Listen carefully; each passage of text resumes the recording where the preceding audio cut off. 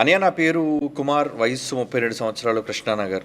మీకా గ్రంథం 5వ అధ్యాయం 2వ వచనంలో, బెత్లెహేము ఎఫ్రాతా యోదావారి కుటుంబములలో నీవు స్వల్ప గ్రామమైనను నా కొరకు ఇశ్రాయేలీయులను ఏలబోవాడు నీలుండి వచ్చును, పురాతన కాలం మొదలుకొని శాశ్వత కాలము ఆయన ప్రత్యక్షమగు చుండెను. అనయ్య, ఈ వచనాన్ని తీసుకొని చాలామంది యేసుక్రీస్తు వారు దేవుని దూతగా పాత నిబంధనలో అనేక సార్లు ప్రత్యక్షమయ్యారు అని చెబుతున్నారు. మరి ఈ వచనాన్ని మనం ఎలా అర్థం చేసుకోవాలో దయచేసి వివరించండి. ఏనా? సరే, మీకా గ్రంథం చూడండి. మీకా గ్రంథం 5వ అధ్యాయం, మీకా గ్రంథం 5వ అధ్యాయం మొదటి నుంచి చదువుదాం. ఏమండి?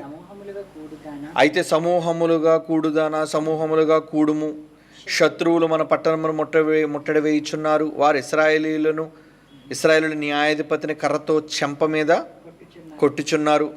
బెత్లెహేము ఎఫ్రాతా యోదావారి కుటుంబములలో నీవు స్వల్ప గ్రామమైనను నా కొరకు ఇశ్రాయేలీలను ఏలబోవాడు నీలో నుండి వచ్చును. ఓకే, అంటే ఎవరికి వచ్చి? ప్రవక్తల గ్రంథాల్లో రాబో యేసుక్రీస్తు వారిని గూర్చి, తన కుమారుడైన క్రీస్తు వారిని గూర్చి దేవుడు పలికిస్తున్న ప్రవచనం బెత్లెహేము ఎఫ్రాతా అన్నది. ఏనా? కనుక మరి బెత్లెహేము ఎఫ్రాతా యోదావారి కుటుంబంలో స్వల్ప గ్రామమైన గ్రామం బెత్లెహేము అనేది. నా కొరకు ఇశ్రాయేలీయులను ఏలబోవాడు నీలో నుండి వచ్చును, బెత్లెహేము నుంచి వచ్చును. ఏమండి?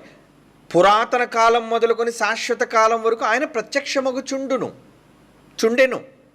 పురాతన కాలము మొదలుకొని అంటే కాలము పాతకాలం, పురాతన కాలం అంటే పాతకాలం, ముందటి కాలం, ఆ కాలం మొదలుకొని శాశ్వత కాలము అంటే కాలం ఎంతకాలం జరుగుతుందో ఆ కాలం అంతటిలో ఆయన ప్రత్యక్షమగు చుండెను. ఎవరు గుర్చైతే చెప్తున్నాడు బెత్లెహేము ఎఫ్రాతా అని చెబుతున్నాడు చూసారా? దీనికోసం. ఇంతకీ ఇది ఎవరి కోసం రాయబడింది?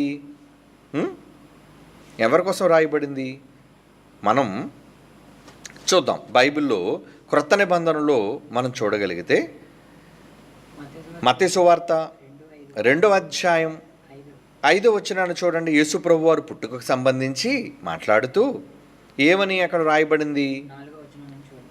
4 నుంచి కూడా చూద్దాం. యేసు ప్రభు జనన విధానం గురించి ఇక్కడ మాట్లాడుతున్నారు. ఏమండి? కాబట్టి రాజు ప్రధాన యాజకులను, ప్రజల్లో నుండి శాస్త్రులను వీరందరినీ సమకూర్చి క్రీస్తు ఎక్కడ పుట్టాడు అని ఎంక్వైరీ చేస్తున్నాడు హేరోదు రాజు. ఏమండి? అందుకు వారు యోదయ బెత్లెహేములోనే, ఎందుకంటే మాకు ఆల్రెడీ ఎవిడెన్స్ ఉంది, మాకు డాక్ట్రిన్, మా దగ్గర పాత దస్తావేజుల్లో దానికి సంబంధించిన సాక్ష్యం ఒకటి ఉందయ్యా అని వాళ్ళు చెబుతున్నారు. ఏలయనగా యోదయ దేశపు బెత్లెహేమా, నీవు యోధా ప్రధానులలో ఎంత మాత్రము అల్పమైన దానివి కావు, ఇశ్రాయేలును నా ప్రజలను పరిపాలించు అధిపతి నీలో నుండి వచ్చును అంటే అని ప్రవక్తల ద్వారా వ్రాయబడి ఉన్నది చెప్పారు వాళ్ళు విషయాన్ని. ప్రవక్తల ద్వారా రాయబడిన విషయం అంటే ఇది యేసుప్రభు వారిని గూర్చి అంటే అవును యేసుప్రభు వారిని గూర్చి. యేసుప్రభు వారే? అవును యేసుప్రభు వారే. మరి యేసుప్రభు వారు బెత్లెహేములో నుంచి వచ్చారు ఎందుకంటే అది గ్రామం. ఆయన యూదుల రాజుగా అక్కడి నుంచే ఆయన ప్రారంభమైంది ఆయన జీవితం. ఏమండి? ఇది క్రొత్త నిబంధన పాత నిబంధనలో రాయబడిన ప్రవచనాన్ని కన్ఫర్మ్ చేసింది యేసుప్రభు పుట్టుక తరువాత. కనుక ఇది యేసుప్రభు వారిని కూర్చొని మనకు అర్థమైనప్పుడు ఈయన ఏమని అక్కడ రాయబడిందని మీకా గ్రంథం 5వ అధ్యాయం 2వ వచనంలో, బెత్లెహేము ఎఫ్రాతా యోదావారి కుటుంబములలో నీవు చిన్న గ్రామమైన నా కొరకు ఇశ్రాయేలీయులను ఏలబోవాడు నీలో నుండే వచ్చును, పురాతన కాలము మొదలుకొని శాశ్వత కాలము ఆయన ప్రత్యక్షమగు చుండెను. పురాతన కాలం మొదలుకొని ఈ మాట రాసేటప్పటికి మీకా గారు క్రీస్తు పూర్వం మాట కదా. పురాతన కాలం మొదలుకొని శాశ్వత కాలం వరకు ఆయన ఏమవుతున్నాడట? ప్రత్యక్షమగుచుండెను అంటే కనబడుతూ వచ్చాడు. ఆయన కనబడుతూ వచ్చాడు. అంటే కనబడ్డాడా అంటే అవును కనబడ్డాడు. ఎలా ఎక్కడ కనబడ్డాడు అనేది బైబిల్ ద్వారా మనకి సంపూర్ణంగా కనబడిన దగ్గర మనం ఆలోచించాలి. ఏమండి, ఎక్కడ ఎవరి దగ్గర కనబడ్డాడు అనేది తెలియాలి అంటే మరలా చెప్తున్నాను, దాన్ని కన్ఫర్మ్ చేసేది, దానికి ఫైనల్ రిజల్ట్ ఇచ్చేది న్యూ టెస్టమెంట్. మర్చిపోకండి, నేను గతంలో కూడా చెప్పాను, మరలా మీకు చెప్తున్నాను. పాత నిబంధన అన్నది కేవలం ఒక షేడ్ లాంటిది, అంటే ఛాయారూపకమైనది. అంటే దానిలో క్రొత్త నిబంధనలో ఉన్నంత స్పష్టత ఉండదు, అది అక్కడ అర్థం. అదేదో దైవికమైనది కాదని కాదు, కానీ క్రొత్త నిబంధనలో చెప్పినంత ఫుల్ క్లారిటీ పాత నిబంధనలో ఉండదు. పాత నిబంధనలో పాతాళం అనే ఉంది, గతంలో కూడా మీకు ఎగ్జాంపుల్ చెప్పాను. పాతాళం, ఇంతకీ పాతాళం ఎక్కడుంది? ఏమండి, ఎక్కడుంది? పాత నిబంధనలో ఎక్కడా పాతాళం ఏ ఆకాశంలో ఉందన్నది ప్రస్తావించబడలేదు. మరి ఈ విషయం తేలాలి అంటే సర్వసత్యము అది యేసు రాకతోనే ఆరంభమైంది, యేసు పలకడంతోనే ఆరంభమైంది, యేసు మాట్లాడడంతోనే ఆరంభమైంది. పాత నిబంధనలో చెప్పలేదు, పాతాళం అని ప్రస్తావించబడింది. కానీ అది ఏ ఆకాశంలో ఉంది, ఎక్కడ ఉంది అన్న ఈ సందర్భాన్ని, దీని వివరణ క్రీస్తు వారి మాటల్లో కనబడింది. ఎలా? ఆయన ధనవంతుడు లాజరు వారిని గూర్చిన సందర్భాన్ని చెబుతూ, అది ఉపమానం కాదు, అది జరిగిన వాస్తవం. దాన్ని చెబుతూ ధనవంతుడు చనిపోయి పాతిపెట్టబడను, అప్పుడు అతడు పాతాళములో బాధపడచ్చు అనే మాట రాయబడింది. ఏమండి, అలాగే లాజరు చనిపోయాడు, అతడు ఎక్కడికి వెళ్ళిపోయాడు? నెమ్మది పొందు చోటు. అంటే ఆ సందర్భం అంతా 16వ అధ్యాయం లోకాసువార్త మనకు చదివితే ఏమర్థం అవుతుందంటే, పాతాళము నెమ్మది పొందు చోటు ఒకే దగ్గర ఎదురు బొదురు ఉంది, మధ్యలో అగాధం ఉంది అన్న విషయాన్ని యొక్క క్లారిటీ యేసు ప్రభు మాటల్లోనే దొరుకుతుంది మనకి. అది నేను అదే అంటున్నాను. ఏమండి, కనుక పాత నిబంధనలో ఉన్న రాయబడిన ఏ విషయాన్ని అయినా సరే మనం ధృవీకరించుకోవాలి అంటే క్రొత్త నిబంధనలోనికి వచ్చి తీరాలి. పాత నిబంధన దగ్గర నిలబడిపోతే ఎలా? ఎందుకంటే పాత నిబంధన కన్నా క్రొత్త నిబంధన ఇంప్రూవైజ్ అయిపోయింది. ఏమిటి, చాలా ఇంప్రూవ్మెంట్ జరుగుతుంటాయండి. మరి ఇంప్రూవ్మెంట్స్ తీసుకోకపోతే ఎలా చెప్పండి? మీకు ఒక ఉదాహరణ చెప్తాను. ఇంకొక ఉదాహరణ, డాక్టర్స్ మీ దగ్గరికి, మీకు తెలుసు, ఎనీ ఎంబీబీఎస్ డాక్టర్, ఏ వైద్య వృత్తి చేపట్టిన వాళ్ళైనా ఎప్పటి వరకు వాళ్ళు సహజంగా ఒక మనిషి తాలూకా బ్లడ్ ప్రెషర్, బీపీ ఎంతని చెప్పారు తెలుసా అండి? 120/80, 120/80. సిస్టాలిక్ కానీ డయాలిస్టిక్ కానీ రెండు కూడా 120/80 అనేది కన్ఫర్మ్ చేశారు. దీనివల్ల ఇదే కన్ఫర్మ్ అనుకొని 130 ఎవరికి వచ్చినా 140 ఎవరికి వచ్చినా అందరికీ బీపీ ట్యాబ్లెట్లు రాసేసేవాళ్ళు. అంటే మీకు బీపీ వచ్చేసింది, మీ రక్తపోటు, రక్త నాడి ఎక్కువగా కొట్టుకుంటుంది, మీది కింద 80కి మించి 90 ఉన్నా, పైన 120కి మించి 130, 140 ఏది ఉన్నా పెరిగితే వెంటనే మీరు బీపీ బారిన పడ్డారని బీపీ ట్యాబ్లెట్లు అనేది లైఫ్ లాంగ్ మీరు వాడాలని అలవాటు చేయడం ప్రారంభించారు. ఇప్పుడు వాళ్ళ పద్ధతి మార్చుకున్నారండి. ఏంటో తెలుసా అండి, ఇప్పుడు ప్రజెంట్ మనలో ప్రపంచంలో ఉన్న వాళ్ళందరికీ కూడా బ్లడ్ ప్రెషర్ తాలూకా వాల్యూ, స్థాయి ఏంటో తెలుసా? ఎంతో చెప్పమంటారా? 140/90, అంటే 140/90. అంటే పైది ఒక 20 పెరిగింది, కిందదొక 10 పెరిగింది. అంటే ఈరోజు ప్రపంచమంతా కూడా పరిగణనలోకి తీసుకుంటుంది 140 ఉన్నది బీపీ కాదు. ఎందుకంటే దానివల్ల ఐసైట్ ఎఫెక్ట్ అవ్వట్లేదు, ఏ ఇంటర్నల్ ముఖ్యమైన ఆర్గాన్స్ కూడా దెబ్బతినటం లేదు 140/90 ఉన్న వాళ్ళకి.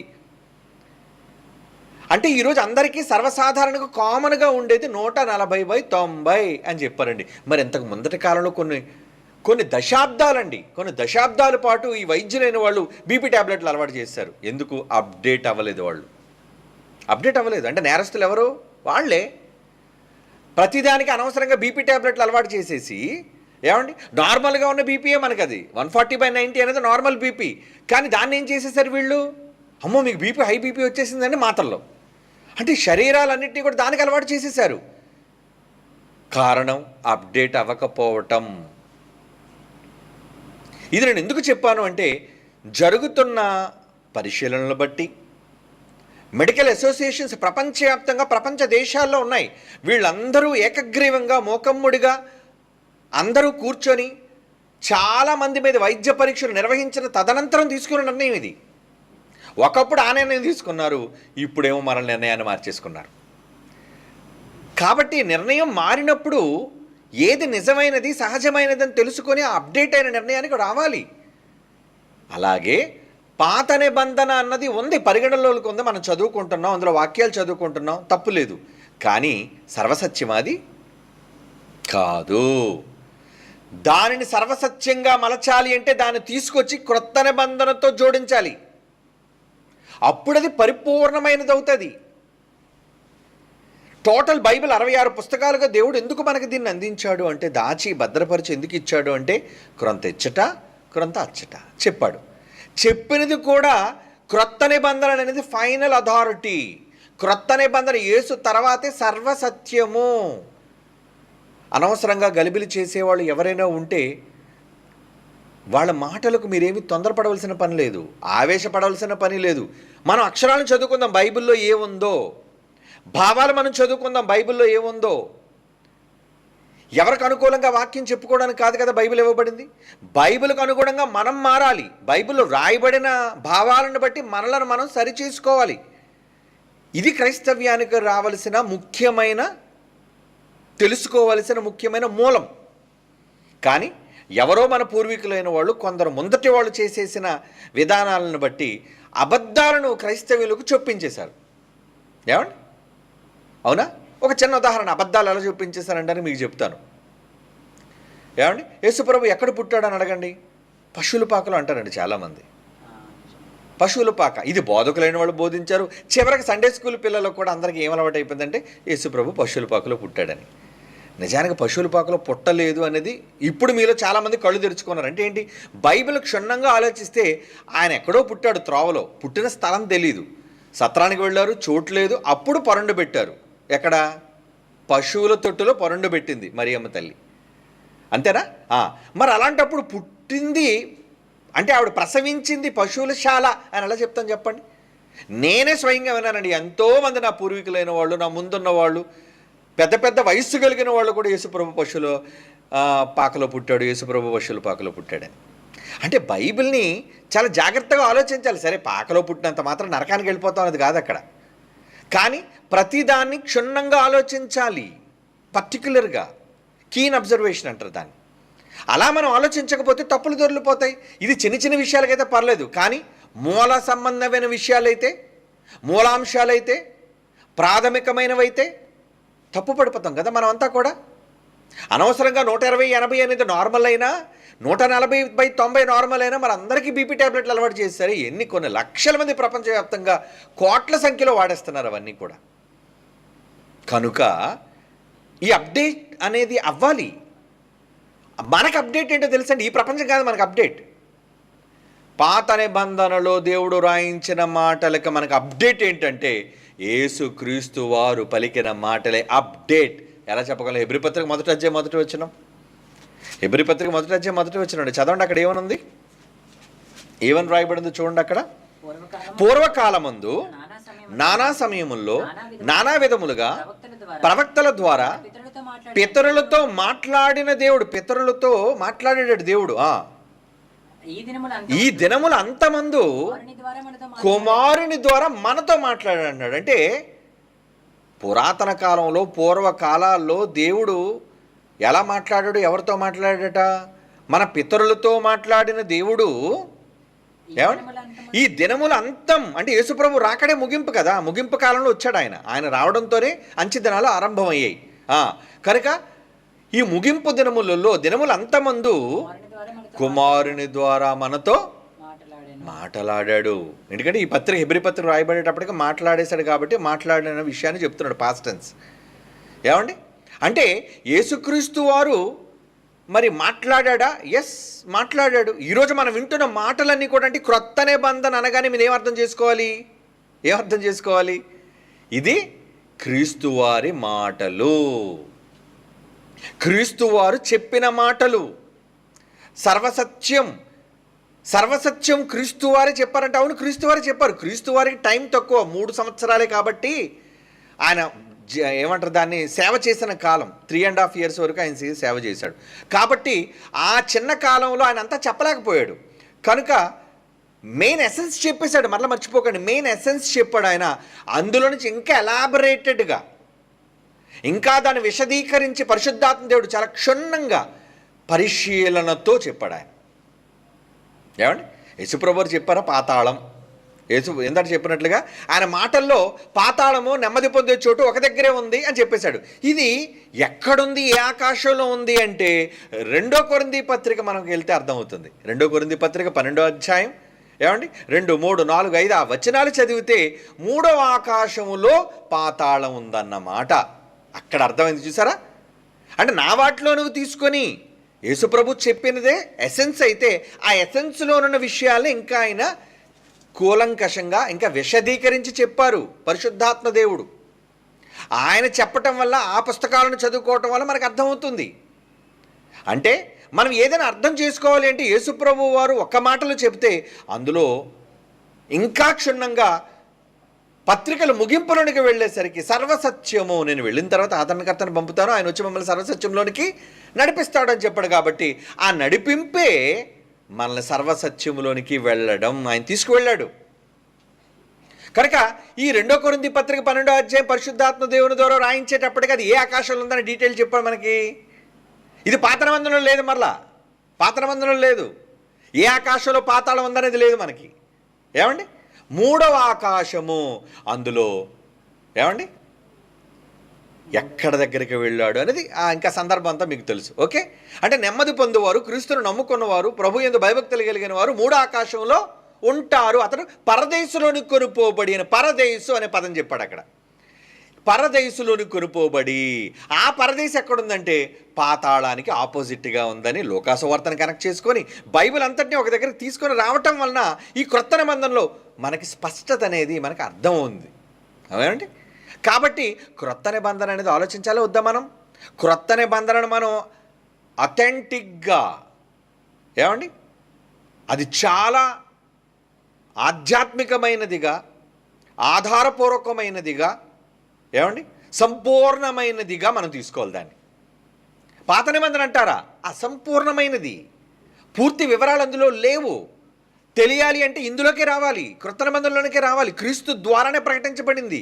క్రీస్తే సర్వసత్యములోనికి నడిపించాడు. పరిశుద్ధాత్మ దేవుని ద్వారా సర్వసత్యానికి ఫుల్ స్టాప్ పెట్టాడు ఆయన. ఇందులో చోటు కలపకండి, ఒకటి తీయకండి, సంపూర్ణమైపోయింది. కనుక ఇప్పుడు యేసు ప్రభు వారు మేకా గ్రంథం, ఆయన అడుగుతున్న ప్రశ్న ప్రకారంగా మేకా గ్రంథం 5వ అధ్యాయం 2వ వచనంలో పూర్వకాలం నుంచి ఆ మాట చదవండి నాన్న, ఆ మాట చదవండి. మేకా గ్రంథం 5:2లో ఏమని రాయబడింది అక్కడ? పురాతన కాలము మొదలుకొని శాశ్వత కాలము ఆయన ప్రత్యక్షమగుచుండెను. ఆయన ప్రత్యక్షమగుచుండెను. అప్పటికైనా వస్తూ వెళుతూ ఉన్నాడు. ఏమండి, వస్తూ ఎప్పుడు వచ్చాడు యేసుప్రభు? ఎక్కడొచ్చాడు? యేసు అనే పేరు లేదు కదా, క్రీస్తు అనే పేరు లేదు కదా. పాత నిబంధనలు ఎక్కడ యేసు క్రీస్తు అనే పేరు ఉండదు మనకి, అవునా? ఏమండి, ఇవి లేవు మనకి పేర్లు. కనుక ఆయన వచ్చాడని దేన్ని బట్టి మనం కన్ఫర్మ్ చేసుకోగలం? పాత నిబంధనలో వెతికితే మనకు దొరకదు. కొత్త నిబంధనలోనికి రావాలి మనం. కొత్త నిబంధనలోకి వచ్చి చూడాలంటే ఏం చేయాలి? యేసు ప్రభు వారు మాట్లాడుతూ, ఏమండి మీ పితరుడు, మీ తండ్రి అబ్రహాం తెలుసు కదా. యోహాను సువార్త 8వ అధ్యాయం 26, యోహాను సువార్త 8వ అధ్యాయం చూడండి, ఆయన ఏం మాట్లాడుతున్నాడు? ఆయన 56, క్షమించండి, యోహాను సువార్త 8వ అధ్యాయము 56వ వచనం. మీ తండ్రి అయిన అబ్రహాము నా దినము చూతునని మిగులు అపేక్షించను, అది చూచి సంతోషించను. చూచాడు అనేసరికి వీళ్ళకి అర్థం కాలేదు. ఏంటి అబ్రహాం ఎప్పుడంటే అప్పటికి 2000 సంవత్సరాలు అయిందండి అబ్రహాం పుట్టి. అబ్రహాంకి కాలంలో నువ్వున్నావా? అందుకు యూదులు అర్థం కాక, నీకు ఇంకా 50 సంవత్సరాలైనా లేదు కదా, నీవు అబ్రహామును చూచితివా అని అడుగ్గా చెప్పగా, ఏమండి యేసు ఏమంటున్నారు చూడండి 58వ వచనంలో, అబ్రహాము పుట్టక మునిపే నేనున్నాను అని మీతో నిశ్చయముగా చెప్పుచున్నాను. అంటే అబ్రహాము నా దినము చూతునని మిగుల ఆనందించను, అది చూచి సంతోషించెను అంటున్నాడు. చూడు, నన్ను నా దినాన్ని చూడాలనుకున్నాడు, నన్ను చూశాడు, సంతోషించాడు అన్నాడు. అంటే అబ్రహాం గారికి కనబడ్డారా? యేసుప్రభు ప్రత్యక్షమయ్యాడా లేదా? పురాతన కాలంలో ప్రత్యక్షమయ్యాడు అనేది స్వయంగా యేసు ప్రభు వారే ఒప్పుకుంటున్నారు. చూసారా? అదే అంటున్నాను. అందుకే క్రొత్త నిబంధన చాలా అవసరం. ఈరోజు చాలామంది అనుకుంటున్నట్లుగా వాళ్ళు అనుకున్న భావాలకి సిద్ధాంతాలకి క్రొత్త నిబంధన ప్రతికూలంగా ఉంటుందన్న విషయాల్లో క్రొత్త నిబంధన పక్కకు పెట్టేసి, లేదా అందులో ఉన్న మాటలను ఏమంటే ఉన్నది ఉన్నట్టుగా ఆలోచించకుండా ఎక్కడికో పాత నిబంధనలోకి తీసుకుని వెళ్ళిపోయి ఆ వచనాలు గురించే మనతో మాట్లాడుతూ ఉంటారు. అసలు నిజానికి వాళ్ళు మాట్లాడే పాత నిబంధనలోని వచనాలు సంపూర్ణమైనవి కావు. ఆ సంపూర్ణములైనవి తెలియాలి అంటే, అవి ధృవీకరించాలి అంటే నూతన నిబంధనలోనికే రావాలి. ఇక్కడ యేసుప్రభు ధృవీకరిస్తున్నాడు చూడండి.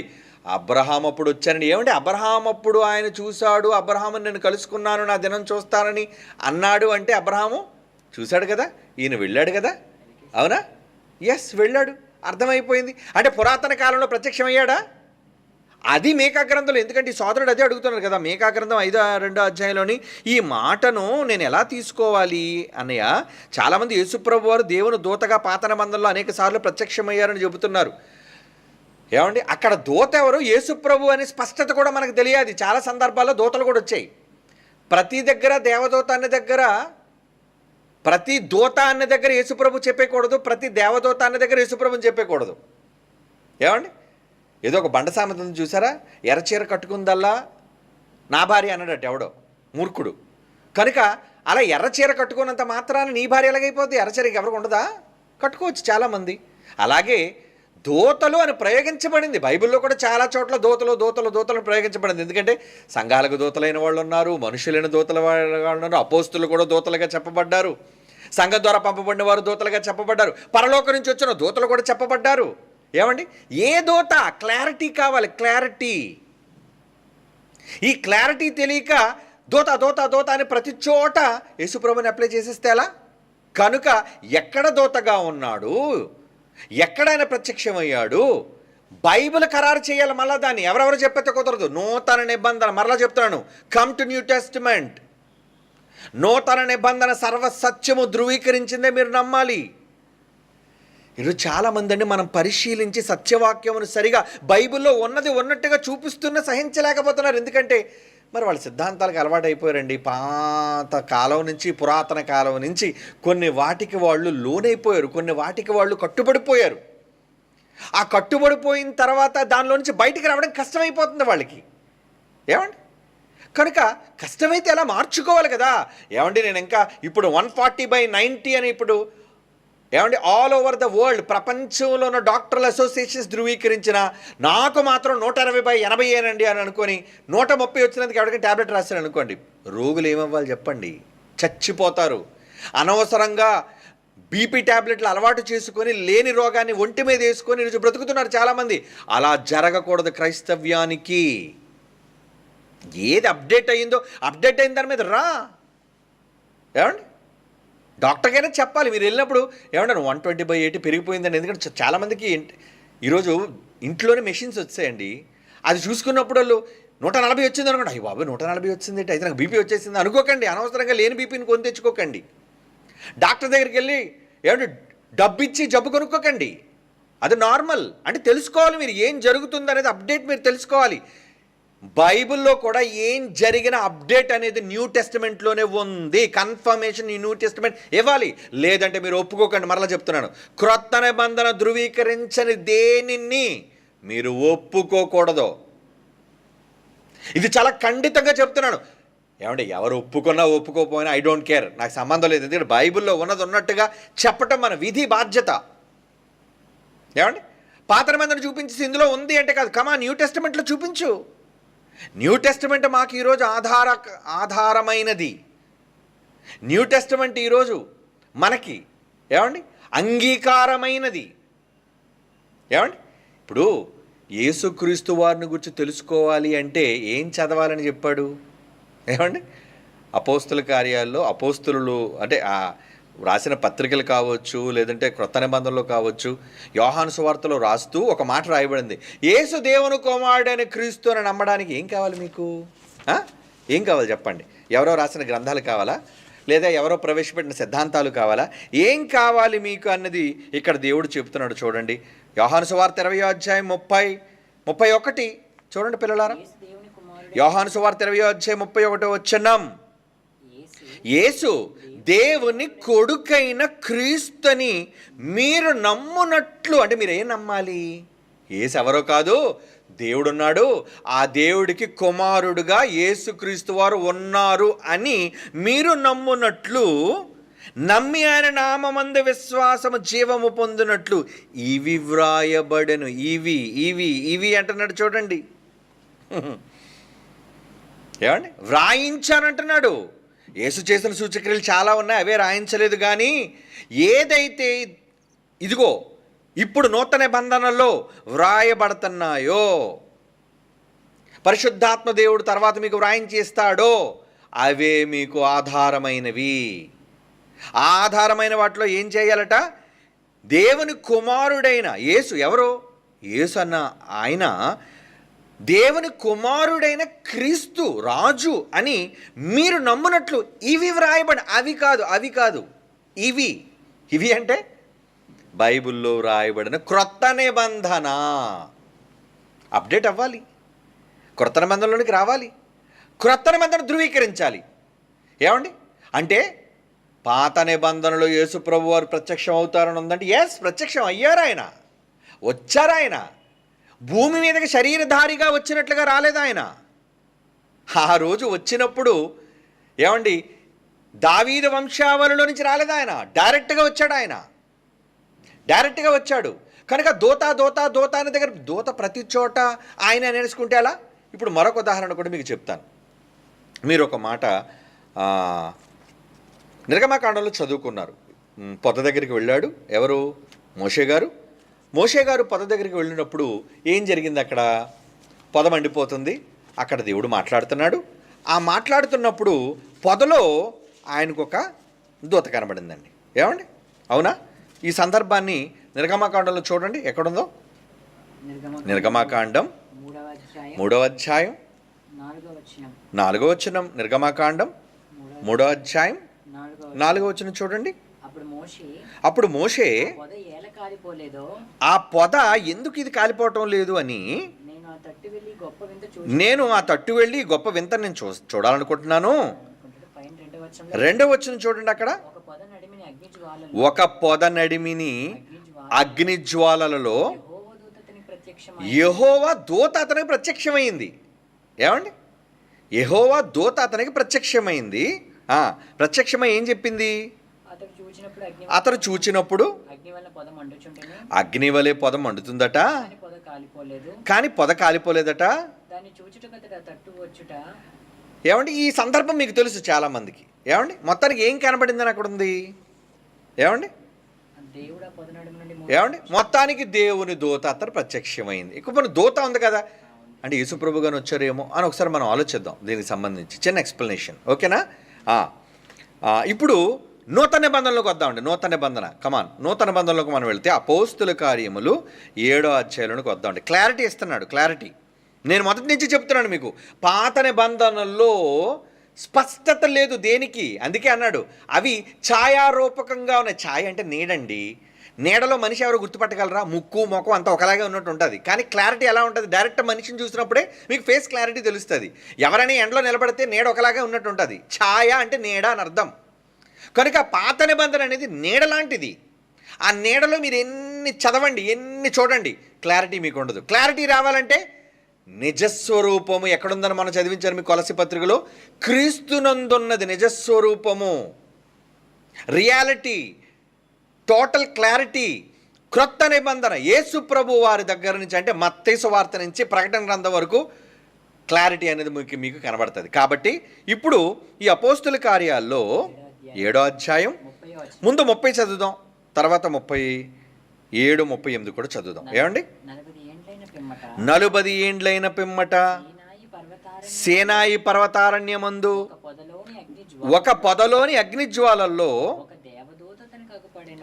ఒక దేవదూత అతనికి అగపడెను. ఒక దేవదూత అతనికి అగపడెను అంటున్నారు చూడండి, దేవదూత.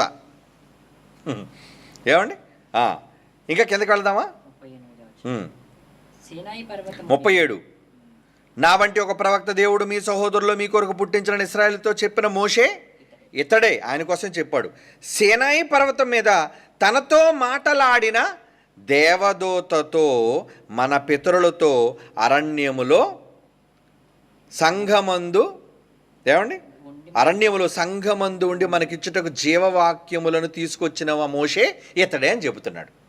అంటే అక్కడ ఎవరన్నమాట ఆయనకు ప్రత్యక్షమైంది?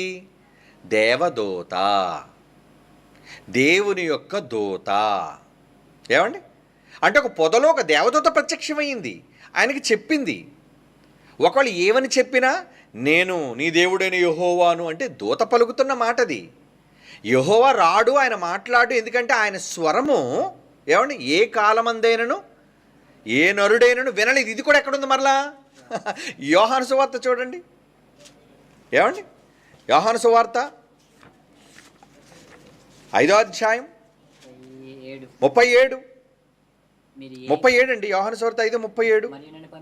మరియు నన్ను పంపిన తండ్రి నన్ను గురించి సాక్ష్యం ఇచ్చుచున్నాడు. మీరు ఏ కాలమందైనను ఆయన స్వరం, ఆ తండ్రి డైరెక్ట్గా మాట్లాడడం, ఆయన స్వరము మీరు వినలేదు, ఆయన స్వరూపము చూడలేదు. ఏమండి ఎవరు ఏ కాలంలోనైనా సరే డైరెక్ట్గా తండ్రి స్వరాన్ని వినలేదు అని యేసు ప్రభు వారు చెప్తున్నారు. కాబట్టి న్యూ టెస్ట్మెంట్లో చెప్పింది నమ్మాలా వద్దా? మరి అక్కడ దేవుడు అని అన్నాడండి, దేవుడు అన్నాడండి, దేవుడు అన్నాడండి, దేవుడు అన్నాడండి. ఏమండి కనుక దేవుడు అని అన్నా ఏమండి ఆ దేవుడు మాట్లాడిన మాటలు ఎవరిది? నేను నీ దేవుడైన యెహోవాను. ఆ మాటకు శిరస్సు ఉంచాడు, ఆ మాటకు ఈయన తలదించాడు, ఆ మాటకు సాష్టాంగపడ్డాడు, ఆ మాటకు చెప్పులు తీసేశాడు. ఏమండి నేను నీ దేవుడైన యెహోవాను, వెళ్ళు, నువ్వు ఇశ్రాయేలును తీసుకుని వెళ్ళు అని చెప్పాడు. కనుక క్రొత్త నిబంధనకు వచ్చేసరికి ఏం చెబుతున్నాడు? తండ్రి మాట్లాడలేదు ఎవరితో. ఆ తండ్రి మాటలు ఈ ప్రపంచానికి చెప్పాలి అంటే పూర్వకాలమందు నానా సమయముల్లో నానా విధములుగా అంటున్నాడు. చూడండి ఎలా మాట్లాడాడు దేవుడు పితరులతో. నానా సమయముల్లో నానా విధాలుగా మాట్లాడినటువంటి డైరెక్ట్గా మాట్లాడ్డా అనొచ్చు కదా. హెబ్రీ పత్రిక కూడా చదవండి మళ్ళా. పూర్వకాలమందు నానా సమయాల్లో మాట్లాడడం లేదు, నానా సమయంలో నానా విధములుగా, చాలా రకాలుగా. ఏంటంటే ఒకే దేవుడు చాలా రకాలుగా మాట్లాడడం ఏంటి? అవును, దేవదూత ఒకసారి మాట్లాడాడు, ఆత్మ ద్వారా ఒకసారి మాట్లాడాడు. ఏమండి చాలా రకాలుగా పరిశుద్ధాత్మ దేవుడు కూడా మాట్లాడాడు.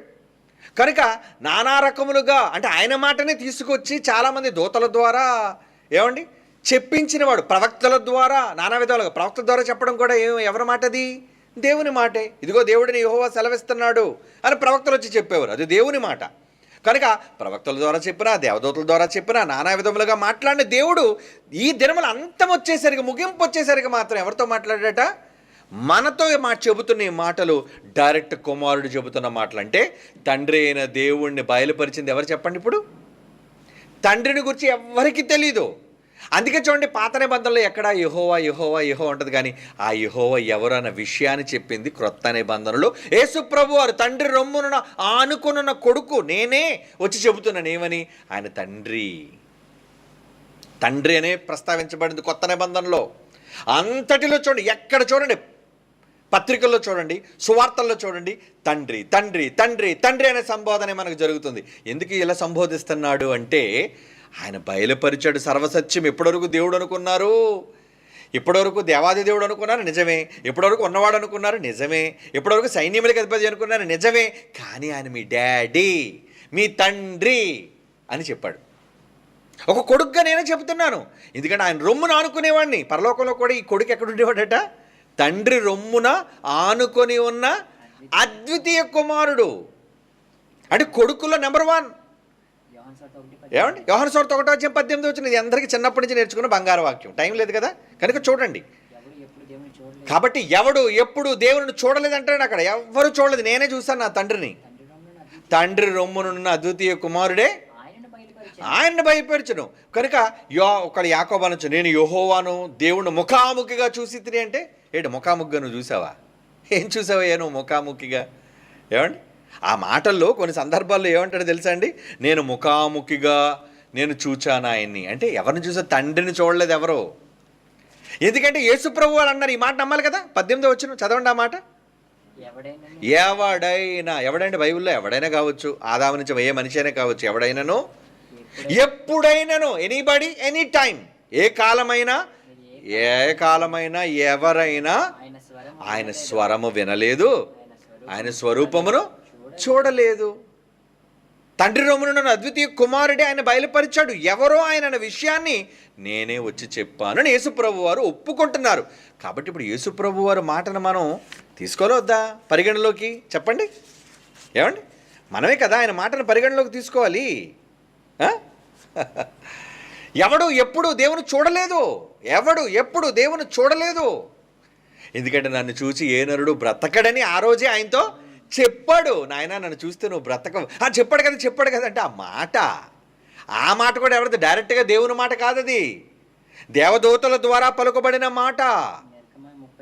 ఏమండి? నిర్గమకాండం 33:20 చూడండి, అందులో ఉంటుంది.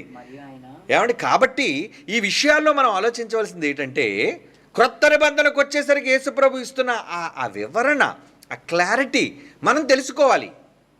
మరి ఇప్పుడు పాత నిబంధనలో యేసుప్రభు వారు లేరా అండి? ఎస్, ఉన్నారు. ఇంకొక మాట కూడా మనం ఎలా ప్రూవ్ చేసుకోవచ్చు ఉన్నారనడానికి? కొత్త నిబంధన ధృవీకరించాలి కదా, నేను చెప్తున్నాను. ఇప్పుడు తీయండి, పౌలు గారు రాస్తున్న మొదటి కొరింథీ పత్రిక, కొరింథీలకు రాసిన మొదటి పత్రిక 10వ అధ్యాయం 1వ వచనం నుంచి చూడండి ప్రియులారా. ఎందుకంటే ఇప్పుడు మనోడు మేకా 5:2లో పురాతన కాలం నుంచి మొదలుకొని శాశ్వత కాలం వరకు ఆయన ప్రత్యక్షమగు చూడండి, యేసుప్రభు ప్రత్యక్షం అయ్యాడా లేదా అన్నదిగా చెప్పాలి. ప్రత్యక్షం అవడం అంటే రావటం. ఏమండి? వాళ్ళకి ఎలా ప్రత్యక్షమయ్యాడు చెబుతున్నాడు ఇక్కడ. అబ్రహామును చూశాడని యేసుప్రభు వారు ఒప్పుకున్నారు కాబట్టి మనకి ఇంకా నో డౌట్. ఇక్కడ మరలా పరిశుద్ధాత్మ దేవుడు పౌలు గారి ద్వారా ఏం రాయిస్తున్నాడు? ఆయన కొరింథీలకు రాసిన మొదటి పత్రిక 10వ అధ్యాయము 1వ వచనం నుంచి అండి చదువుకుంటాం మనం. సహోదరులారా, ఈ సంగతి మీకు తెలియకుండా నాకు ఇష్టం లేదు. అదేమనగా మన పితరులందరూ కూడా మేఘము క్రింద నుండిరి, వారందరూ సముద్రంలో నడిచిపోయిరి, అందరూ మోషే బట్టి మేఘములోను సముద్రములోను బాప్తిస్మము పొందిరి, అందరూ ఆత్మ సంబంధమైన ఒకే ఆహారమును భుజించిరి, అందరూ ఆత్మ సంబంధమైన ఒకే పానీయమును పానము చేసిరి, ఏలి అనగా తమ్మును వెంబడించిన ఆత్మ సంబంధమైన బండలోనిది త్రాగిరి. వెంబడించిన అంటున్నాడు చూడండి. ఏలి అనగా తమ్మును వెంబడించిన, ఏమండి? ఆ మాట చదువుతున్నారు మీరు? 4వ వచనం. ఏలి అనగా, రెండో మాట, ఏలి అనగా తమ్మును వెంబడించిన ఆత్మ సంబంధమైన బండలోనిది త్రాగిరి. ఆ బండ క్రీస్తే. బండలోని త్రాగారు కదా. ఎవరు అనుకుంటున్నారు? అంటే యేసుప్రభు వారు ఇశ్రాయేలు కాలంలో ఉన్నాడు. ఆయన ఉన్నాడు. ఏమండి? ఇశ్రాయేలుని వెంబడించాడు ఆయన. వెంబడించినట్టున్నాడు చూడండి. ఏమండి? ఏలి అనగా తమ్మును వెంబడించిన ఆత్మ సంబంధమైన బండాని వీళ్ళు అనుకున్నారు. ఆ రోజు వీళ్ళు ఏమనుకున్నారు? నువ్వు వీళ్ళ బండతో మాట్లాడినాయన మోషే అన్నాడు. ఏమండి? ఆ బండ చూడగానే వీళ్ళు ఏమనుకున్నారు? ఏదో రాయిలే అనుకున్నారు వాళ్ళు. కానీ నిజానికి అక్కడ రాయి రూపంలో తన్ను తాను ప్రత్యక్షపరుచుకున్నాడు. అక్కడ యేసుగా కానీ క్రీస్తుగా కానీ మనిషిగా కానీ కనబడలేదు. కానీ అక్కడ ఎలా కనబడ్డా? ఆ బండ క్రీస్తే అని ఎవరు కన్ఫర్మ్ చేశారు? ఇక్కడ క్రొత్త నిబంధనలో పరిశుద్ధాత్మ దేవుడు ఫైనల్గా కన్ఫర్మ్ చేశాడు. ఆ బండ క్రీస్తే. అంటే అలాగని ఇప్పుడు రాయిని వదిలేసి వెళ్ళిపోయాడంటే క్రీస్తు అక్కడ ఉండిపోయాడు. బండ అనేసరికి మళ్ళీ బండ దగ్గర నిలబడిపోకండి. అక్కడ అవసరానికి వాళ్ళు నీళ్ళు ఇవ్వడానికి బండ రూపంలో ఉన్నాడంతే. అక్కడ మాట్లాడగానే నీళ్ళు ఇచ్చేశాడు, సహాయం చేశాడు. అక్కడ యేసుప్రభు వారు ఉన్నారా? ఉన్నారు. యేసుప్రభు వారు ఇశ్రాయేలుని వెంబడించారా? వెంబడించారు. పురాతన కాలం మొదలుకొని అబ్రహాము కాలంలో ఉన్నాడు, అబ్రహాం కంటే మొదటి కాలంలో ఉన్నాడు. ఏమండి? తర్వాత అబ్రహాం తర్వాత విస్తరించిన ఇశ్రాయేలీయులను కూడా వెంబడించాడు.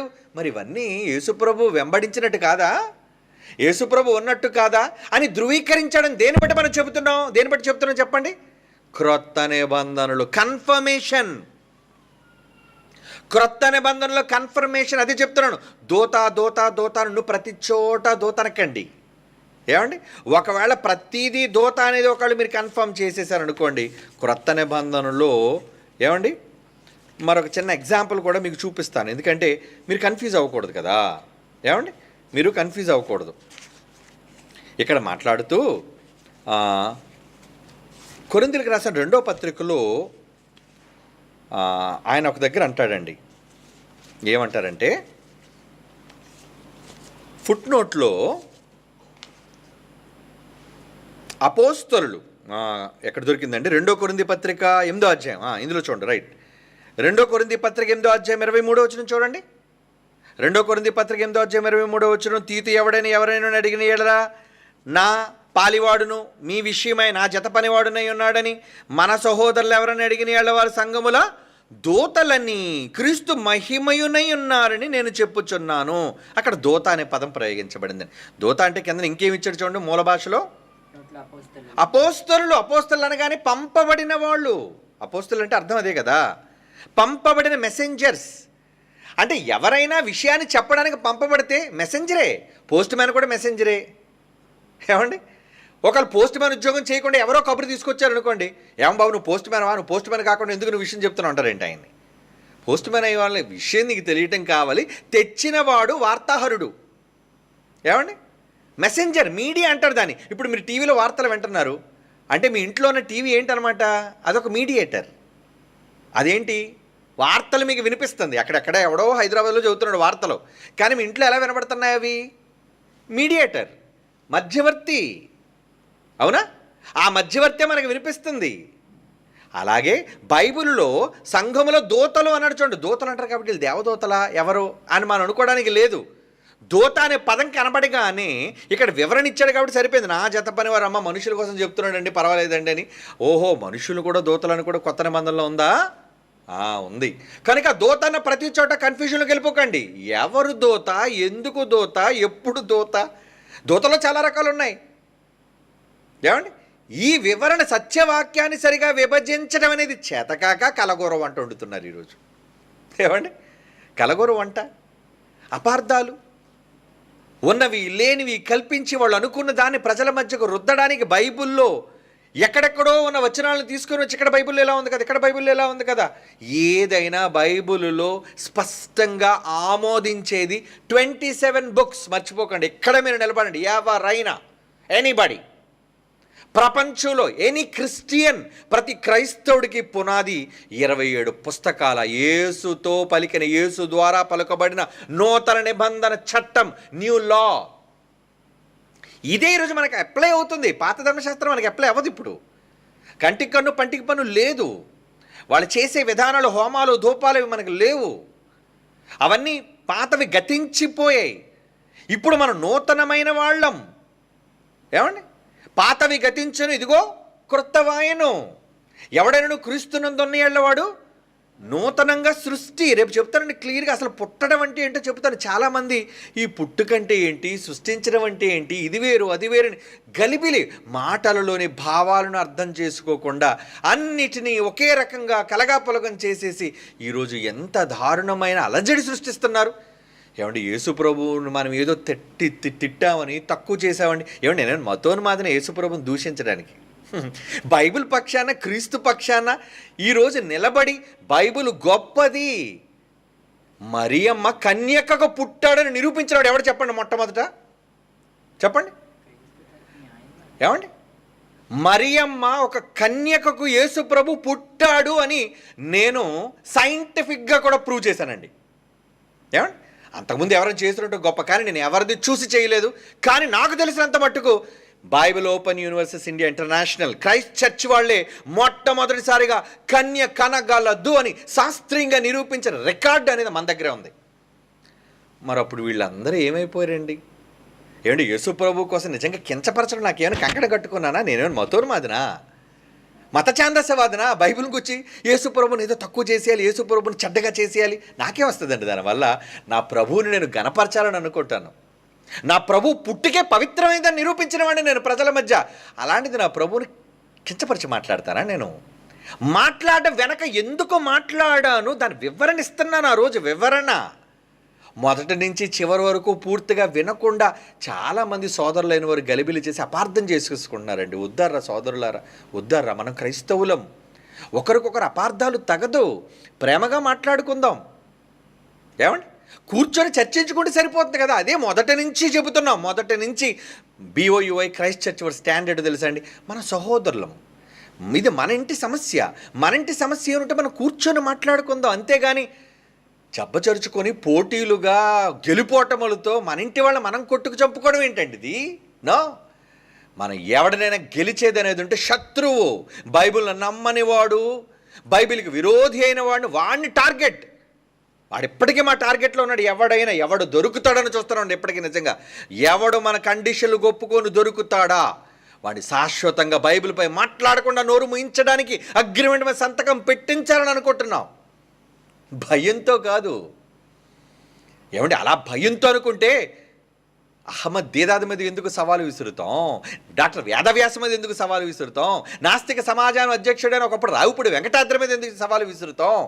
ఎన్వి బ్రహ్మం మీద ఎందుకు సవాలు విసురుతాం చెప్పండి? ఇవన్నీ కూడా మనకున్న ట్రాక్ రికార్డ్. అవునా? ఎవరికొంది ట్రాక్ రికార్డ్? ట్రాక్ రికార్డ్ అంటే నువ్వు ఎవరిని గెలిచావు, ఎవరితో పోరాడావు, మాటిమాటికి మీరు డిబేట్ చేశారు లేదని అడిగే వీళ్ళు ఎంత అమాయకులంటే, అరే నాన్న డిబేట్లు చేయటం వలన ఏం తేల్చారు చెప్పండి. పోనీ డిబేట్లు చేయొద్దని కూడా మేము అనట్లేదు, తేల్చండి ఏదో ఒక విషయం. ఒక డిబేట్ జరిగిందంటే ఏది నిజం ఏది అబద్ధం అనే రిజల్ట్ కావాలి. ప్రజలారా మీరే నిర్ణయించుకోండి అంటే అది ఎక్కడ న్యాయం చెప్పండి? ఇలా మనం ప్రశ్నించినందుకు ఈరోజు మనం శత్రువులు అయిపోయాం. అలా ప్రశ్నిస్తున్నందుకు ఈరోజు మన శత్రువులుగా చూపించాలి అనుకున్నారండి. అందరూ సేవకులు కాదు, అందరూ కాపర్లు కాదు. ఎవరైతే వాళ్ళ సిద్ధాంతాలు తప్పుగా నిరూపించబడిపోతున్నాయో, ఈరోజు మనం చెబుతున్న అనేక వాస్తవాలు ఉన్నది ఉన్నట్టుగా క్రొత్త నిబంధనలు కళ్ళకు కట్టినట్లుగా నిరూపణతో మనం చెబుతున్నామే, ఇది తట్టుకోలేకపోతున్నారు. అమ్మో మా పునాదులు కదులుతున్నాయి, ఇప్పుడు వీళ్ళందరూ కూడా మా నమ్మకాల నుంచి వీళ్ళ నమ్మకాల్లోనికి వెళ్ళిపోయేటట్టున్నారు. ఖచ్చితంగా వెళ్ళిపోతారు సోదరులారా, కంగారు పడకండి. సత్యం దగ్గరికి వెళ్తారు, మా దగ్గరికి రావడం కాదు. వాళ్ళు మా దగ్గరికి వచ్చేస్తానని మీరు అసూయ పడుతున్నారే, వద్దారా. మనం అంతా సత్యం దగ్గరికి వెళ్ళవలసిన వాళ్ళమే. ఎందుకు ఈ మాత్రం దానికి అసూయలు ఎందుకు, ఈ మాత్రం దానికి పగలెందుకు? ఏమండి, మేము ఏ రోజైనా ఏ వ్యక్తి పేరైనా ఎత్తానండి. నేను ఎస్పెషల్గా నేను ఒక బైబిల్ ఓపెన్ యూనివర్సిటీలో ఈ హైకమాండ్లో మేము ఉంటూ ఏమండి ఒక జాయింట్ డైరెక్టర్ స్థానంలో నుండి ఏ వ్యక్తి పేరు ఎత్తి చెప్పి మేము దూషించాను చెప్పండి? ఏ సేవకుడైనా పలానా సేవకుడు ఏమండి అని నేను ఎస్పెషల్గా ఎవరినైనా అనలేనిది సేవకుల పేరే ఎత్తి వాళ్ళు ఎన్నో మాట్లాడుతున్నారు, ఎన్నో హేళన చేస్తున్నారు. నా బొమ్మలు కూడా వేసుకుంటున్నారు, సరే వేసుకోండి. ఏమండి నన్ను ఆఖరికి బిచ్చగాడి కూడా వేశారు, ఓకే హ్యాపీ. నా యేసుప్రభు కోసం బిచ్చగాడి నేనైనా నాకేం సంతోషమే, నాకేం ఇబ్బంది లేదు. సరే నన్ను మీరు చెడ్డగా ఎన్నైనా చిత్రీకరించుకోండి, తప్పు లేదు, నాకు దానివల్ల వచ్చే బాధ కూడా లేదు. కానీ ఒక లేనిదాన్ని ప్రజల మధ్య సృష్టించి ద్వంద్వ వైఖరితో కేవలం తమ సిద్ధాంతాలను కాపాడుకోవడం కోసం ఆ సిద్ధాంతాన్ని నిలబెట్టుకోలేక బురద జల్లే ప్రయత్నం చేస్తున్నారు. తప్పు కదరా సోదరులారా, తప్పు కదా. మనం క్రైస్తవులేనా? ఎస్ క్రైస్తవులే. మరి అలాంటప్పుడు మనలో కక్షలేంటి, ఈ విభేదాలు ఏంటి? ఉండకూడదనే కదా దేవుడు మొదటి నుంచి చెప్తున్నాడు, ఏకభావంతో ఉండాలనే కదా. మనలో మనం ఎందుకు ఈ విధంగా దుమ్మెత్తి పోసుకోవాలి? కూర్చొని మాట్లాడుకుందాం 2 సెంట్లు లేదు, అందరికీ డిబేట్, సవాల్, ఛాలెంజ్ ఎందుకు దానికి? ఏమండి వద్దర్రా, వద్దు. ప్రేమతో కూర్చొని సత్యం కోసం చర్చించండి. క్రీస్తు మీదకి ఎవడని వచ్చినా, బైబిల్ మీదకి ఎవడని వచ్చినా, ఒకళ్ళు మీరు వెళ్ళినా వెళ్ళకపోయినా మీరు వెళ్ళి ఒకవేళ అరిచరిచి వచ్చేస్తారేమో, వాడు మళ్ళీ మీరు వెళ్ళి వచ్చిన తర్వాత కూడా అరుస్తూనే ఉంటాడు. నో, మాతో పెట్టుకున్నవాడు ఎవడైనా మతోన్మాది కావచ్చు, క్రీస్తు విరోధి కావచ్చు, ఎవడైనా మాతో పెట్టుకుంటే ఇంకొకసారి వాడిని మాట్లాడనివ్వం. అది మా స్టాండ్, అది మా కంకణం. అలా మేము అనుకుంటాం. నాకు చప్పట్లు కొట్టడం అవసరం లేదు, వద్దు, చప్పట్ల కోసం చెప్పట్లేదు నేను ఈ మాట.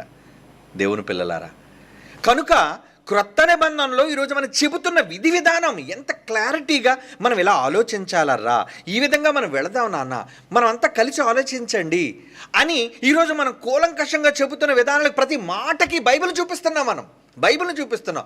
ఈ చూపిస్తున్న బైబిల్కి వాళ్ళ దగ్గర సమాధానాలు లేక ఎంతసేపు నేనేదో అన్నానని చెబుతున్నారు, కానీ మనం చూపించిన బైబిల్లో మాటలకు ఎందుకు స్టాండ్ లేదు? ఏమండి, త్రిత్వ సిద్ధాంతం కోసం వీళ్ళు నిలబెట్టుకోవడానికి ఎంత మాయ చేశారో అన్నది నేను 14-15 శతాబ్దాల చరిత్ర బైబిల్లో ఉన్నది ఆధారాలతో సహా చరిత్రను జోడించి మీకు చెప్పాను గత శనివారం. అందుకే ప్రశ్నోత్తరాల సమయం మనకు లేదు, స్పెషల్గా మాట్లాడిన అంటే ఒక కుట్ర, తమ సిద్ధాంతాన్ని నిలబెట్టుకోవడానికి ఎలాంటి కుట్ర పన్నారు ఆ రోజు జోహనైన్ కామా అనే ఒక తెగవాళ్ళు ఎలా బైబిల్లో చొప్పించేశారు తమ సొంత భావాలని. అవి నిజానికి బైబిల్లో లేవు. మరి దీని మీద ఎందుకు కౌంటర్ మాట్లాడరు ఎవరును? ఏమండి, మేము లేదండి, ఎవరు చొప్పించలేదండి, ఇది నిజం అంటే చొప్పించారు అంటే ఈ చొప్పించే వాళ్ళ పునాదులు కదిలిపోతున్నాయి. ఇప్పుడు ఈ త్రిత్వ సిద్ధాంత వాళ్ళ వాదుల పునాదులు కదులుతున్నాయి కాబట్టి ఇప్పుడు ఎలాగైనా ఈ క్రైస్ట్ చర్చ్ని, BOU వాళ్ళని చెడ్డ చేయాలి. ఏమండి, ప్రజల దగ్గర చెడ్డ చేసినంత మాత్రం మరలా చెప్తున్నాడు, మాకేమీ తరిగిపోదర్రా. మాకు దేవుని అనుగ్రహం కావాలి, దేవుడు రాయించిన మాటలు ఉన్నట్టుగా చెప్పాలన్న భావనే తప్ప ఏదో మిమ్మల్ని ఏదో ఓడించేయాలి, మిమ్మల్ని ఏదో చెడ్డ చేయాలని అనుకుంటే ఇప్పటికి నేను కూడా మీ ఫోటోలు వేసి ఎవరెవరైతే నా గురించి మాట్లాడారో, ఒక పక్క నా ఫోటో, ఒక పక్క మీ ఫోటో, మాట్లాడిన వాళ్ళందరి ఫోటోలు నేనేసి నేను మాట్లాడలను. ఒకవేళ ఏమండి మన పిల్లలతో కూడా చాలామందితో చెప్పించాను, ఊరికైనా అనవసరంగా అందరి ఫోటోలు వేసి మీరు చెప్పకండారని కూడా మా పిల్లలకి చెప్పాం. ఎందుకు మీరు అలా తొందరపడి చేస్తున్నారు? ఏమండి, అంటే మన పిల్లల మొదటి నుంచి మనం గద్దిస్తూ ఉన్నాం జాగ్రత్తగా, కానీ కొంతమంది వింటారు, కొంతమంది వినరు, కొంతమంది మన పిల్లల ఏమండి దాంతో మన పిల్లల పేరుతో కూడా చాలామంది చేసేవాళ్ళు ఉంటారు. ఎందుకంటే వాళ్ళు గలిబిలి సృష్టించడం అవసరం, లేదంటే కావాలని ఇంటెన్షనల్గా చేయాలని దురుద్దేశంతో చేసేవాళ్ళు ఉంటారు. కనుక ఇప్పుడు మనం ఆలోచించే ఈ విధానం వస్తే యేసు ప్రభు వారు పాత నిబంధనలో పురాతన కాలంలో ప్రత్యక్షమగుచుండెను అన్నది ఇప్పుడు అర్థమైందా లేదా? మేకా 5:2లో ఉన్నాడు ఆయన. అబ్రహాం కాలంలో ఉన్నాడు. అబ్రహాం కాలం ఏంటండి? సృష్టి ఆరంభం నుంచి ఉన్నవాడు ఆయన. మన పోలిక చొప్పున నరులము చేయుదుము అన్న నాటి నుంచి ఉన్నవాడు ఆయన ఉన్నాడు. నాడున్నాడు, నేడున్నాడు, ఎప్పటి వరకు మనతో లేడా? ఇదిగో సదాకాలము మీతో ఉందని యేసుప్రభు చెప్పి పరలోకానికి వెళ్ళిపోయాడు. మరి ఇప్పుడు మనతో ఉన్నాడా లేడా? ఎలా ఉన్నాడు సదాకాలం అంటే? ఏమండి? ఎస్, మీ చేతిలో ఉంది చూడండి 28:7. వాక్యము దేవుడై ఉండెను, ఆ వాక్యమే శరీరధారిగా మొదటి శతాబ్దంలో వచ్చిన ఆ వాక్యమే ఈరోజు అక్షర రూపంలో జ్ఞానంగా మీ చేతిలో ఉంది. విజ్డమ్, నాలెడ్జ్ మన దగ్గర ఉన్నాడు ఆయన. మనల్ని నడిపిస్తున్నాడు ఆయన సర్వసత్యంలోనికి. ఆయనతో పాటు సహోదరుడుగా ఉన్న పరిశుద్ధాత్ముడు నడిపిస్తున్నారు. వీళ్ళంతా మనలను తండ్రి, కుమారుడు, పరిశుద్ధాత్ముడు వీళ్ళు ముగ్గురు నడిపిస్తున్నారు. ఏమంటే అందుకే ఈ ముగ్గురు గూర్చి చదివిన కన్ఫ్యూజన్ చాలామంది కన్ఫ్యూజ్ చేస్తున్నారు. ఎలాగండి? ముగ్గురుగా ఉన్నారు, ముగ్గురు ఒక దేవుడుగా ఉన్నారు, ఒక దేవుడు ముగ్గురుగా ఉన్నారు, ముగ్గురు దేవుడు ఒకటిగా ఉన్నారు. పాపం చాలామందికి ఎందుకు ముగ్గురా ఒకటా? అయితే ముగ్గురైనా చెప్పు, లేదా ఒకటైనా చెప్పు. ఎందుకంటే వీళ్ళు ఒక్కడనడానికి పాత నిబంధనలో నేను ఒక్కడే దేవుడు నేను తప్ప వేరొక దేవుడు లేడు నా మాట. కొత్త నిబంధనకు వచ్చేసరికి ఇక్కడ తండ్రి, కుమార, పరిశుద్ధాత్ములుగా కనబడుతున్నాయి. ఈ మాటలు క్లాష్ వచ్చేసి ఏం చేయాలో తెలియక దాన్ని కాదనలేక దీన్ని కాదనలేక వీళ్ళు జ్ఞానం లేక ఏం చేశారంటే ఏమంటే ఎలా మళ్ళీ చేశారు? ముగ్గురులో ఒకరు, ఒకరిలో ముగ్గురు. ఏమండి? ఒక్కటంటే ఒకటే. ఏమండి? మూడు అంటే మూడుగానే తీసుకోవాలి దాన్ని. మూడు అనే పదం ఏంటి? ఏమండి? మూడు అని చెప్పి మీకు రూపాయి ఇచ్చాడు అనుకోండి, ఎవడని ఏమంటారు? ఇదేంటయ్యా 3 రూపాయలని చెప్పి రూపాయి ఇచ్చేవేంటి? మూడే, ఒకటే. ఒకటి అంటే అది ఒకదానికే గుర్తు. కనుక ఇలాంటి వాటిలో పొరపడుతున్నారు క్రైస్తవ సమాజంలో అనేక మంది పొరపడుతున్నారు. సోదరులారా, మీరు ఆలోచించండి, అందరూ కలిసి బైబిల్ని ఆలోచించండి. సిద్ధాంతాలు అందరం పక్కన పెట్టేద్దాం. మనకి ఎవరికి సిద్ధాంతాలు లేవు, వద్దు కూడా. ఎవరి సిద్ధాంతాలు మనకొద్దు. మనకి బైబిలే ప్రాథమికమైన సిద్ధాంతాన్ని నిలబెట్టే సైద్ధాంతిక గ్రంథం ఇది. సిద్ధాంతపూర్వమైన గ్రంథం ఇది. లిఖితపూర్వకమైన డాక్యుమెంట్ ఇది. దేవుడు రాయించి ఇచ్చిన 27 పుస్తకాలకు మించిన, అంటే 66 పుస్తకాలు, అందులో క్రొత్త నిబంధనలో స్పష్టతతో ఉన్న 27 పుస్తకాలు సంపూర్ణమైన జ్ఞానం అండి. దీన్ని మనం వద్దనుకుంటున్నాం. అందులో రాయబడిన ప్రతి మాట అక్షర సత్యం. మర్చిపోకండి, క్రొత్త నిబంధన సంపూర్ణ జ్ఞానం. కనుక బైబిల్ ఏ విషయాన్ని మీరు సంపూర్ణంగా తెలుసుకోవాలనుకున్న ప్లీజ్ మీరు క్రొత్త నిబంధనకు రండి, 27 పుస్తకాలని చదవండి. అందుకే ఇప్పుడు మీకు ఏం చెప్పాను? మేకా గ్రంథంలో చెప్పబడిన మాట. మరి ప్రశ్న అదే కదండి. మేకా 5:2లో అడిగిన దాన్ని మనం ఎలా తీసుకోవాలి అని అలా కనబడ్డాడంటున్నాడు. ఇంతకీ దాన్ని ఎలా ధృవీకరించుకోవాలి? క్రొత్త నిబంధనలో రాయబడిన ఈ మాటలన్నీ ఇప్పుడు మీకు చూపించాను. ఎస్, ఆయన వచ్చాడా? ఉన్నాడు. అబ్రహాంతో ఉన్నట్టు కనబడుతుంది. ఏమండి? మిగతా చాలామంది పితరుల దగ్గరకు వచ్చినట్టు కనబడుతుంది. తర్వాత చాలా సందర్భాల్లో ఇశ్రాయేల్ దగ్గర ఉన్నట్టు కనబడుతుంది. ఆయన వదలింది ఎప్పుడు? ఆయన లేనిది ఎప్పుడు తన ప్రజలకు తోడుగా. ఇమ్మానుయేలు అంటే అర్థం ఏంటి? అదే ఆయన పేరు. తన ప్రజలకు ఎల్లప్పుడూ తోడుగా ఉన్నవాడు అని అర్థం. అంటే ఈ భావన, ఈ ఆలోచన ఇదో వ్యక్తిగా మన పక్కన ఉన్నాడా అన్నది కాదు అక్కడ. అంటే వీళ్ళు బైబిల్లో మాటలను, భావాలను ఆలోచించకుండా ఉన్నవి ఉన్నట్లుగా తీసుకోవటం వలనండి చాలా వరకు వీళ్ళందరూ కూడా కన్ఫ్యూజన్లోకి వెళ్ళిపోయారు. అందుకే ఏమండి ఇంత కష్టపడి ఇంత వివరణాత్మకంగా ఏమండి తండ్రి కుమారుడు ఒక్కటా కాదా, తండ్రికి కుమారుడు పుట్టినవాడా కాదా, మనం తండ్రికి పుత్రులమా కాదా, ఇవన్నీ ఇంకా చెబుతాను, మీకు చాలా డీటెయిల్డ్గా చెప్తాను. ఆవేశపడకండి తమ్ముళ్ళారా, సోదరులారా, ఆవేశపడకండి. నిదానంగా ఆలోచించండి. పోని ప్రజలకు నిర్ణయాన్ని వదిలేండి. ఎవరు ఏది నిజం అనుకుంటే వాళ్ళు అది నమ్ముతారు. మీ వివరణ మీరు ఇవ్వండి, మా వివరణ మేము ఇస్తున్నాం కదా. ఏమండి? ఈరోజు మనకున్న ఈ దేశ రాష్ట్ర పరిస్థితుల్లో క్రైస్తవ్యాన్ని అణగద్రొక్కేయాలి అనుకుంటున్నారు. ఇలాంటప్పుడు మనమంతా ఒక్కటిగా ఉండి శత్రువుని ఎదిరించాలి అనేదే కదండి మా నినాదం. ఆ రోజు క్రీస్తు వివాహితుడన్నందుకు, ఆ రోజు యేసుప్రభు డావెన్సీ కోడ్ కోసం తప్పుగా మాట్లాడినందుకు సవాళ్ళు విసిరింది ఏమండి ఈరోజు ఈ బైబిల్ విశ్వవిద్యాలయం కాదనగలరా మీరు? రోడ్ల మీదకి వచ్చిన ఆ ప్రభువుని అనకూడదు, ఆయన పరిశుద్ధుడు పవిత్రుడని గళమెత్తింది మేము కాదని మీరు చెప్పగలరా? మరి క్రీస్తు పక్షాన్ని ఇంతగా నిలబడి మేము మాట్లాడినప్పుడు అదిగో క్రీస్తును అవమానించేశారంటే మేమేమైనా మత ఛాందస్యవాదులా, లేదా క్రీస్తును తప్పుడుగా నిరూపించడానికి కంకణం కట్టుకున్న వాళ్ళం? కనీస జ్ఞానం కూడా లేదు.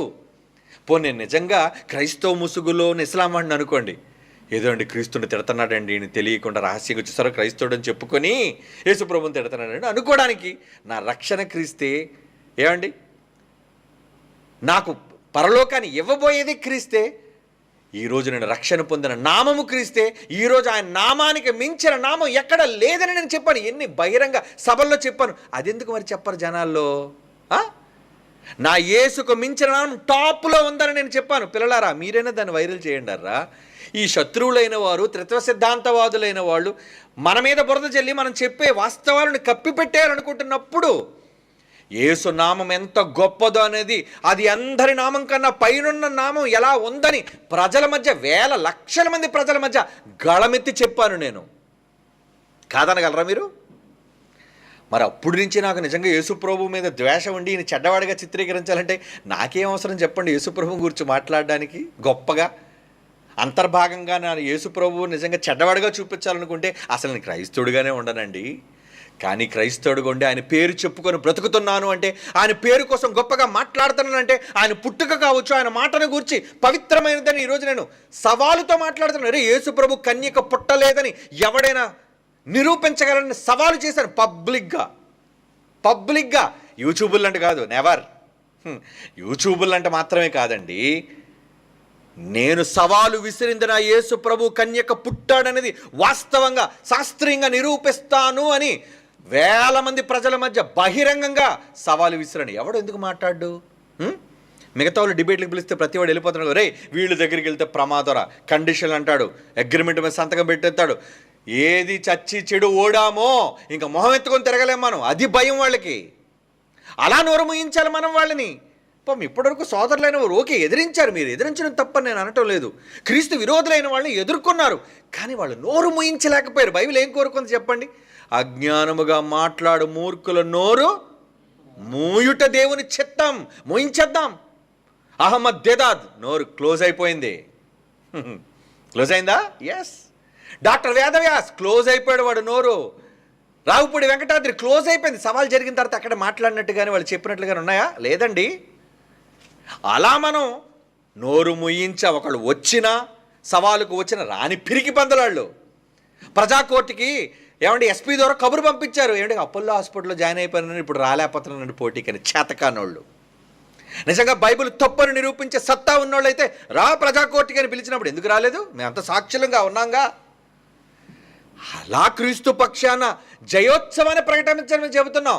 మేమే ఏదో పెద్ద సవాలు చేసేవాళ్ళు, మీరెవరో చేతకాని వాళ్ళు అంటలేదు. ఓకే, మీలో కూడా సత్తా ఉంటే ఎదిరించి ఓడించండి. మేము అదే కదా కోరుకుంటున్నాం.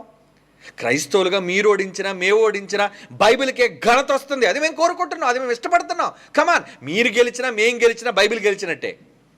కానీ మీరు ఓడొద్దు, ఏమండి బైబిల్ని ఓడించొద్దు, అదే మేము కోరుకుంటున్నాం.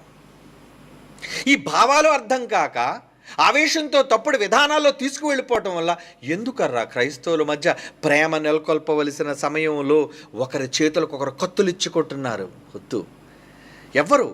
ఎవ్వరు కూడా ఎదుటి వాళ్ళని గురించి దూషణ మాటలు, బాడీ షేమింగ్ మాటలు మాట్లాడకూడదు. ఎవరు మాట్లాడినా తప్పే. అది బైబిల్ ఓపెన్ యూనివర్సిటీ వాళ్ళు మాట్లాడినా, బయట వాళ్ళు మాట్లాడినా తప్పే. సత్యంలో ఏదైనా ఇది విరుద్ధంగా ఉందంటే దాన్ని నువ్వు ఖండించి చెప్పు, తప్పలేదు. కానీ ఏమండి ఒక వ్యక్తిని కించపరిచేటట్టుగా వ్యక్తిగతంగా అవమానకరంగా మాట్లాడింది ఎవరు మాట్లాడినా తప్పు. అలా మాట్లాడేవాడు చేతకానోడు. యథార్థంగా ఢీ కొట్టేవాడు నిజాన్ని మాట్లాడేవాడు. యథార్థంగా ఢీ కొట్టలేక వెనక మాట్లాడి తప్పుగా ప్రచారం చేసేవాళ్ళు ఉంటారే, వద్దర్రా, అలాంటివి మనకు తగదు. కనుక ఏనానా కృష్ణానగర్ నుంచి అడిగాడు, ఎవరు పేరు కుమార్, అతను అడిగిన ప్రశ్నకండి వివరణ ఇవన్నీ. ఎందుకంటే ప్రజల్లో ఈ ప్రశ్నలు ఉండిపోయాయి. ఈ ప్రశ్నలన్నిటికీ మనం వివరణాత్మకంగా మాట్లాడుకున్నాం. మరలా మన టాపిక్ ఇంకా అయిపోలేదు.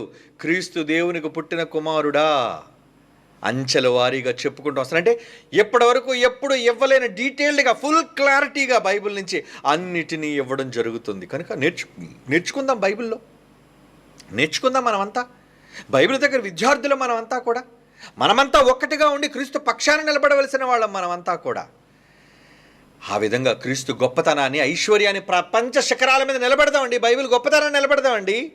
మనలో మనకి అంతర్యుద్ధం కాదు ప్రియులారా, అంతర్యుద్ధం కాదు. ఎక్కడ అంతర్యుద్ధం జరిగినా యేసుప్రభు ఆ మాట చాలాసార్లు మీకు జ్ఞాపకం చేశాను. ఒక రాజ్యము తనకు తారుగా వేరైపోతే కూలిపోద్ది. అది అపవాది సామ్రాజ్యమైనా, అది క్రీస్తు సామ్రాజ్యమైనా. కనుక మనం మన సామ్రాజ్యాన్ని కూలగొట్టుకునే వాళ్ళుగా ఉండొద్దు, నిలబెట్టి విస్తరింపచేసేవాళ్ళుగా ఉందాం. ఓకేనా?